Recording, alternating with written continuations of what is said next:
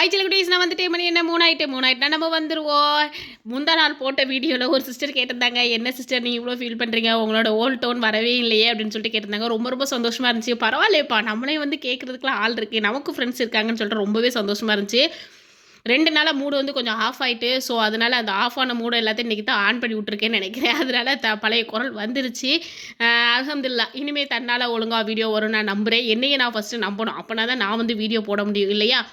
இன்றைக்கி என்ன வீடியோ அப்படின்னு சொல்லிட்டு பார்க்குறதுக்கு முன்னாடி எப்பவும் போல் லைக் பண்ணுங்கள், ஷேர் பண்ணுங்கள், கமெண்ட் பண்ணுங்கள், சப்ஸ்கிரைப் பண்ணுங்கள். இப்போ வாங்க வீடியோக்குள்ளே போகலாம். அன்றைக்கி போட்ட வீடியோவில் ஒரு அக்கா வந்து கேட்டிருந்தாங்க, அக்கா நாங்கள் வந்து வாரம் தான்ப்பா சம்பளம் வாங்குகிறோம், அந்த சம்பளத்துக்குள்ளே எப்படி சேமிக்கலான்னு தெரியல, 10 பைசா கூட மிஞ்சவே மாட்டேங்குது, ஏதாவது உங்கள் மண்டையில் ஏதாவது எட்டுனுச்சா எனக்கு கொஞ்சம் சொல்லுங்கக்கா அப்படின்னு சொல்லி போட்டிருந்தாங்க. நம்ம மண்டையில் தான் எக்கச்சக்கமாக உதிக்குமே, அதில் ஒரு உதிச்சுது, அதனால் இன்றைக்கி அதை வந்து போட்டு விட்டாச்சு. சூரியன் உதிக்குதோ இல்லையோ, நம்ம மண்டையில் அருவி மட்டும் நிறைய உதிக்குது, வர என்னென்னு தெரியல, நல்ல பிள்ளை ஆகிட்டே போல். இப்போ வாங்க வீடியோக்குள்ளே போகலாம். இப்போ அவங்க வந்து சம்பளம் எவ்வளோ வேணும்னு சொல்லி நான் கேட்டிருந்தேன். ஆனால் அந்த அக்கா வந்து எதுவுமே ரிப்ளை பண்ணலை. இந்த வீடியோ போட்டிங்கன்னு போடுறேங்க்கா, நீங்கள் பார்த்தீங்கன்னா தயவு செஞ்சு கொஞ்சம் ஒரு கமெண்ட் பண்ணிட்டு போங்க, சரிங்களாக்கா. இப்போ அவங்க வந்து வாரம் 3000 சம்பாதிக்கிறாங்கன்னு வைங்களேன். நான் ஒரு குத்து மதிப்பாக தான்ப்பா போட்டிருக்கிறேன். ஏன்னா இப்போ 3000க்கு குறைஞ்சி வந்து யாருமே சம்பளம் வாங்குறதில்ல. டெய்லி 500 அப்படின்னு கணக்கு வச்சா வாரம் வந்து 3000 வருது. இதுவே நீங்கள் வந்து வார சம்பளம் வாங்காமல் மாத சம்பளம் வாங்கினீங்கன்னா உங்களுக்கு லாபம் தான். எப்படி சொல்கிறேன்னு பார்த்தீங்கன்னா, இப்போ டெய்லி சம்பளங்கும் போது ஞாயிற்றுக்கிழமை வந்து அடிபட்டு போயிடும். அப்போ அது வந்து ஓனருக்கு லாபமாயிரும். இதுவே மாத சம்பளங்கும் போது உங்களுக்கு வந்து ஒரு நாளைக்கு 500 வாங்கும்போது மாதம் வந்து 15,000 வரும். இதே வீக்லி சம்பளம்னா ஒரு நாளைக்கு 500 ஆகும்போது மாதம் 12,000 தான் வரும். ஸோ நீங்கள் வந்து யோசிச்சுக்கோங்க. யோசிச்சுட்டு முடிஞ்ச வரைக்கும் மேக்ஸிமம் நீங்கள் வந்து மந்த்லி சேலரிக்கு வந்து மாறிடுங்கக்கா. அதுதான்க்கா சேஃப்டி இப்போ இருக்க காலத்தில்.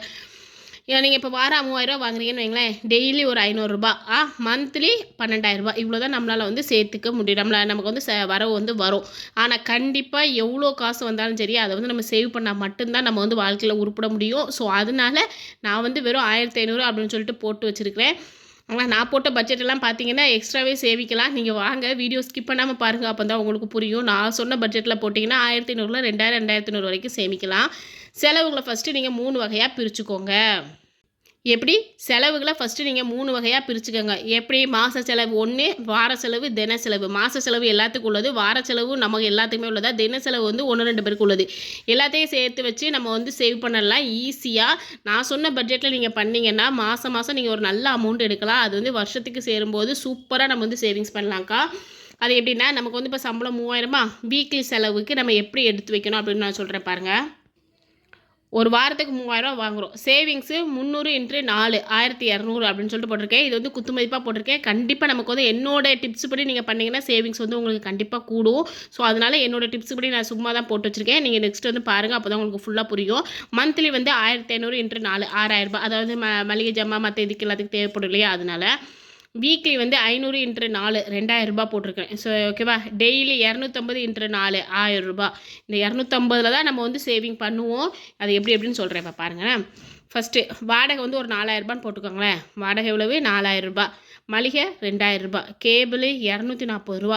அதாவது கேபிள் மேக்ஸிமம் நீங்கள் வந்து கேபிள் இல்லாமல் இருக்கிறது ரொம்ப நல்லது. ஏன்னா நம்ம வந்து கேபிள் பார்க்குறத விட ஃபுல்லாகவே ஃபோனில் தான் கிடக்குறோம். டிவி சும்மா அனாதையாக தான் ஓடிக்கிட்டு இருக்குது. நம்ம ஃபோன்லேயே முக்கால்வாசி நேரத்தை நம்ம செலவு பண்ணுறதுனால டிவி நமக்கு தேவையில்லை. தேவையில்லாததுக்கு செலவு பண்ணுறத விட அதை வந்து நிப்பாட்டிடுறது பெஸ்ட்டு நான் நம்புகிறேன். நானே இந்த மாதத்துலேருந்து நிப்பாட்டிடலாம் அப்படிங்கிற ஒரு குறிக்கோளோடு இருக்கிறேன். பார்க்கலாம். ஈபி வந்து 200 போதும். ஏன்னா இப்போ வந்து குளிர்காலம் இல்லையா. ஸோ குளிர்காலங்கும்போது மாதத்துக்கு 200னா 2 மாதத்துக்கு 400 அதுவே தாராளம்.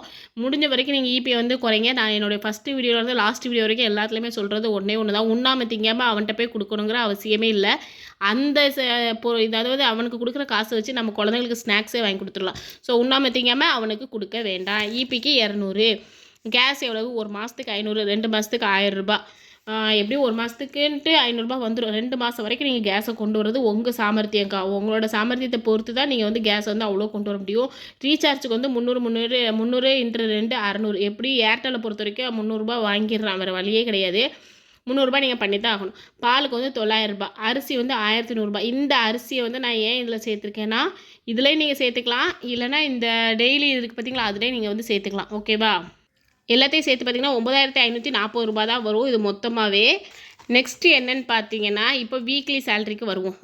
வீக்லி என்னென்ன செலவு இருக்குன்னு சொல்லிட்டு இதை வந்து நீங்கள் கரெக்டாக நான் சொன்ன மாதிரி நீங்கள் பண்ணணும். அப்போ தான் உங்களுக்கு வந்து அவ்வளோ எடுக்க முடியும். நீங்கள் வந்து எடுக்கவே முடியலைன்னு சொல்லிட்டு ஃபீல் பண்ணதுனால நான் உங்களுக்கு சொல்லிக்கிட்டு இருக்கிறேன்க்கா. இப்போ 500 × 4 2000 போட்டிருக்கேன்னா வெஜ்ஜும் நான்வெஜ்ஜுக்காகவும். இது நீங்கள் வந்து வெஜிடபிளில் வந்து நீங்கள் கண்டிப்பாக வந்து கொஞ்சம் காசை வந்து சேவ் பண்ணி தான் ஆகணும். ஏன்னா நம்மளோட சம்பளம் வந்து கொஞ்சம் கம்மி அப்படிங்கும்போது நம்ம வந்து வெஜிடபிளில் கொஞ்சம் குறைச்சி தான் ஆகணும். அதுக்காக சாப்பாட்டில் வந்து கை வைக்கலாமா அப்படின்னா கண்டிப்பாக கிடையாது. சாப்பாட்டில் கை வைக்காமல் நம்ம நல்லா சாப்பிட்டுக்கிட்டே நம்ம வந்து குறைக்கணும். அது எப்படி வாரம் ரூ. 500 காய்கறி பத்தும் அப்படின்னு சொல்லிட்டு கேட்காதீங்க. சீசனல் ஃபுட்டு அப்படின்னு சொல்லிட்டு ஒன்று தெரியுமா? சீசனல் காய்கறி அப்படின்னு சொல்லிட்டு இப்போ என்னென்ன சீசனில் என்னென்ன காய்கறி கம்மியாக இருக்கோ அதெல்லாம் நம்ம வாங்கினாலே போதும். வாரம் ரூ. 500 தாராளமாக வாங்கலாம். ஏன் ரூ. 500 கம்மியாகவே கூட வாங்கலாம். நல்லா சாப்பாடு சாப்பிடனா கூட வாரம் வாரம் ரூ. 500 வாங்கிடலாம். அது எப்படி முடியும்லாம் கேட்காதீங்க. உங்கள் ஊரில் இந்த ரூ. 10 ரூ. 20 கூரெலாம் இருந்துச்சுன்னா கூரை வந்து யூஸ் பண்ணுங்கள். அப்புறம் வந்து வார சந்தை போடுவோம் பார்த்தீங்களா? சந்தைக்கெலாம் போங்க ரொம்ப ரொம்ப கம்மியாக இருக்கும். நீங்கள் கடையில் வந்து கிலோ 60 ரூபான்னு சொல்லிட்டு வாங்குற கத்திரிக்காவை நீங்கள் போய் சந்தையில் வாங்கினீங்கன்னா ஒரு தட்டை 20 ரூபான்னு தான் வைப்போம். அப்போ 20 ரூபாங்கும்போது நமக்கு வந்து எவ்வளோ லாபம்? 40 ரூபா லாபம் நம்ம இந்த கத்திரிக்காவிலையே. இதே மாதிரி மற்ற இடத்துல அதே மாதிரி ஒரு முருங்கைக்காய் விற்கிதுன்னா முருங்கைக்காய் கடையில் வாங்காதீங்க. யார் வீட்லையாவது இருக்குது தெரியுமா? அவங்ககிட்ட வந்து காசு கொடுத்து வாங்குங்க. சும்மா கேட்டிங்கன்னா ஒரு நாள் தருவா, 2வது நாள் பற்றி விட்ருவா. அதனால நீங்கள் சும்மா கேட்காதீங்க. ஒரு நாள் போய் கேட்கும்போது நீங்கள் காசு கொடுத்து வாங்குங்க. அக்கா ஒரு 10 ரூபாய்க்கு முருங்கைக்காய் தாங்கக்காண்டா அந்த அக்கா தாராளமாக 2ல் ஒரு 4-5 காயாவது தருவாங்க. ஸோ நீங்கள் அப்படி பண்ணலாம். நான்வெஜ்ஜுமே மட்டன், சிக்கன், ஃபிஷ்ஷு இந்த 3யுமே நீங்கள் மாற்றி மாற்றி எடுத்துக்கோங்க. கொஞ்சம் நாளைக்கு நம்ம சேவிங்ஸ் பண்ணுற வரைக்கும் சேவிங்ஸ் பண்ணி நல்ல நிலைமைக்கு வந்ததுக்கப்புறம் நல்லாவே சாப்பிட்றலாமே. இன்னும் சொல்லப்போனால் சிக்கன் வந்து இப்போ வந்து விலை குறைஞ்சிருச்சு. கிலோவே ரூ. 200 தான்ப்பா. உங்கள் ஊரில் சிக்கன்லாம் என்ன ரேட்டு, எந்த ஊர் அப்படின்னு சொல்லிட்டு கமெண்ட் பண்ணுங்கள். நானும் தெரிஞ்சுக்கிறேன். எங்கள் ஊரில் வந்து கிலோ 200 அப்படின்னு சொல்லிட்டு வந்து குறைஞ்சிருச்சு. ஸோ அதனால் நீங்கள் வந்து சிக்கன் வாங்கிக்கலாம், மட்டன் வாங்கிக்கலாம், ஃபிஷ்ஷு வாங்கிக்கலாம். இப்போ மீன் விலையுமே கம்மி தான். 1 கிலோ சாலை மீன், அதாவது மத்தி மீன் சொல்லுவேன், அதுவே கிலோ 100 ரூபான்னு சொல்லிட்டு வந்துருச்சு. ஸோ நீங்கள் என்ன வேணாலும் வாங்கிக்கலாம். நம்ம எப்படி சேவ் பண்ணுறோம் அப்படிங்கிறது தான் முக்கியம். அதே நேரத்தில் நம்ம எப்படி சாப்பிட்றோம், நம்ம குழந்தைங்களுக்கு எப்படி நல்ல சாப்பாடு கொடுக்குறோம் அப்படிங்கிறது அதை விட முக்கியம்க்கா. ஸோ அதனால் அதை பார்த்து நீங்கள் பண்ணுங்கள்.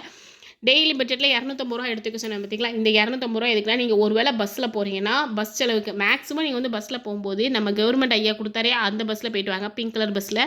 அப்போ நமக்கு வந்து டெய்லி ஒரு 10 20 மிஞ்சு பார்த்தீங்களா? அதை எடுத்து வச்சா கூட ஒரு மாதத்துக்கு 300 400 வரைக்கும் வரும். அப்படி இல்லை எனக்கு பெட்ரோல் முக்கியம் அப்படின்னு சொன்னிங்கன்னா பெட்ரோல் போடுங்க. ஓகே, பெட்ரோல் வந்து அளவுக்கு அதிகமாக போடாதீங்க. எப்போவுமே நம்ம வந்து நடராஜ் சர்வீஸ் பெஸ்ட்டு, அதை விட பெஸ்ட்டு சைக்கிள், அதை விட பெஸ்ட்டு நம்ம அதோட பஸ்ஸு. ஸோ இந்த 3 இல்லாத டைமில் மட்டும் பெட்ரோல் வந்து யூஸ் பண்ணுங்கள். சரிங்களாக்கா? மேக்ஸிமம் ஸ்நாக்ஸ் வந்து குழந்தை குட்டிங்கள்லாம் இருந்துச்சுன்னா கண்டிப்பாக ஸ்நாக்ஸ் வாங்கி தான் ஆகணும். ஸ்நாக்ஸில் அதிகமான காசு போடாமல் நீங்கள் வந்து வீட்டிலே ஏதாவது செஞ்சு கொடுக்குற மாதிரி பாருங்கள். இப்போ ஒரு முறுக்கு சொல்லுங்களேன். இப்போ தீபாவளி சீசனுங்களாம் எல்லார் வீட்லேயும் முறுக்கு இருக்கத்தான் செய்யும். ஒரு முறுக்கே நீங்கள் செஞ்சு வச்சுக்கலாம், ஒரு அதிரசம் செஞ்சு வச்சுக்கலாம், ஒரு சீடை செஞ்சு வச்சுக்கலாம், எதையோ ஒன்று, அதாவது கெட்டு போகாதது. இது எல்லாத்தையும் விட கம்பு மாவு லட்டு செஞ்சு வைக்கலாம், கருப்பு உளுந்து லட்டு செஞ்சு வைக்கலாம். இதெல்லாம் சீக்கிரத்தில் வந்து காலியாகாது, ரொம்ப நாளைக்கு இருக்கும். அதுவும் இல்லாமல் ஹெல்த்தியாகவும் இருக்கும். கருப்பு கொண்டக்கடலை லட்டு செய்யலாம். ஏதாவது ஒன்று பார்லியில் எதுனா கம்பு இப்போ கம்மம்புல்லில் நம்ம வந்து கூழ் மாதிரி ஏதாவது செஞ்சு கொடுத்துக்கலாம். எதையோ ஒன்று வந்து செஞ்சுக்கலாம். இதெல்லாம் நமக்கு வந்து ரேட் ரொம்ப கம்மியாக கிடைக்கும். அதே நேரத்தில் சத்தம் அதிகமாக இருக்கும். ஸோ நீங்கள் அந்த மாதிரி பண்ணி பாருங்கள். ஓகேவா? நெக்ஸ்ட்டு சேவிங்ஸ் 1200 சொன்னேன்னா, ஆனால் எப்படி நான் சொன்ன சேவிங்ஸ் பண்ணி நீங்கள் பண்ணிங்கன்னா கிட்டத்தட்ட உங்களுக்கு 2000 வரைக்கும் சேவ் ஆகும். இந்த 2000 நீங்கள் என்ன பண்ணிங்கன்னா சீட்டு போட்டிருக்கேன், கோல்டு சீட்டு. ஏன்னா இப்போ நகை விலை விற்கிற விலையை பார்த்தீங்கன்னா நீங்கள் மண்ணில் போடுறத விட பொண்ணில் போடுறது தான் பெஸ்ட்டு. ஆனால் ஃபஸ்ட்லாம் சொல்லுவாங்க மண்ணிலையும் பொண்ணுலையும் போடுறது நல்லதும்பாங்க. இப்போ மண்ணை விட பெஸ்ட்டு எதுன்னு பார்த்தீங்கன்னா பொண்ணு தான். ஏன்னா இடம் வந்து கூட அப்படியே கிணத்துல போட்ட கல் மாதிரி கிடக்கு. ஆனால் நம்ம நகையில் போட்டோம்னா அது என்னென்ன பல மடங்கு ஒசந்துக்கிட்டே போகுது. சொல்லுவாங்கள்ல குட்டியோண்டு இருந்த மாதிரி இருந்துச்சு, திடுதுப்புன்னு சொல்லிட்டு பார்த்தா இத்தனை லட்சத்துக்கு. அதாவது ஒரு அக்கா சொன்ன மாதிரி 10 பவுன் இப்போ 10 லட்சம் ஆயிடுச்சு. ஒரு பவுனு எவ்வளோக்கு வந்துச்சு? ஒரு 45,000 50,000 இருக்கும்போது வந்தது. இப்போ ஒரு பவுன் 1 லட்சம் கிட்ட ஆயிடுச்சுங்கும்போது 10 பவுன் 10 லட்சம் ஆயிடுச்சு. ஒரு குழந்தைக்கு நம்ம வந்து ஒரு பொண்ணுக்கு நம்ம கல்யாணம் பண்ணி கொடுக்கணும்னா நம்ம எவ்வளோ கஷ்டப்பட வேண்டியிருக்குன்னு சொல்லிட்டு இந்த நகையை பார்த்தாலே புரியும். இதெல்லாம் இந்த அரசியல் இருக்கவங்களுக்கு புரிய மாட்டேங்குது, என்ன செய்கிறது? ஸோ நம்ம தான் நம்ம சேவிங்ஸை பண்ணி ஆகணும். சரிங்களாக்கா? ஸோ அதனால் நீங்கள் வந்து கோல்டு சீட் போடுங்க. கண்டிப்பாக சேவிங்ஸ் வந்து பண்ணலாம் கோல்டு சீட்டு போடுறதுனால. எவ்வளோக்கு எவ்வளோ நீங்கள் வந்து கோல்டு சீட் போடுறீங்களோ அவ்வளோக்கு எவ்வளோ உங்களுக்கு வந்து பின்னாடி உதவும். கண்டிப்பாக ஒரு வீடு கட்டுறதுக்கோ இல்லை லீஸுக்கு போகிறதுக்கோ. ஏன்னா வாடகை இப்போ வந்து கொடுக்க முடியாது, ரொம்ப ரொம்ப கஷ்டமாக இருக்குது. வாடகை கட்டாயமாக வருஷம் எல்லோரும் ஏற்றிக்கிட்டே இருக்கிறாங்க. அதுக்கு பதிலாக நீங்கள் கொஞ்சம் கொஞ்சமாக கோல்டு சீட்டு போட்டு வச்சு ஒரு செயின் ஒரு பவுனில் செயின் எடுத்து வச்சுருக்கீங்கன்னு வைங்களேன், அதை அடகு வச்சு நீங்கள் வந்து லீஸுக்கு போயிடலாம். லீஸுக்கு போயிட்டு ஒரு 1 லட்சம் 1.5 லட்சத்துக்கு நீங்கள் லீஸுக்கு போனீங்கன்னா அந்த காசை எடுத்து வச்சு வாடகை காசை எடுத்து வச்சு அந்த நகையும் திருப்பிடலாம், நம்ம நிம்மதியாகவும் இருக்கலாம். ஸோ அதனால் மேக்ஸிமம் முடிஞ்ச வரைக்கும் என்னுடைய எல்லா வீடியோலையுமே சொல்லியிருப்பேன், கோல்டு சீட்டு போடுங்க. அது மட்டும்தாங்க பெஸ்ட்டு வழி.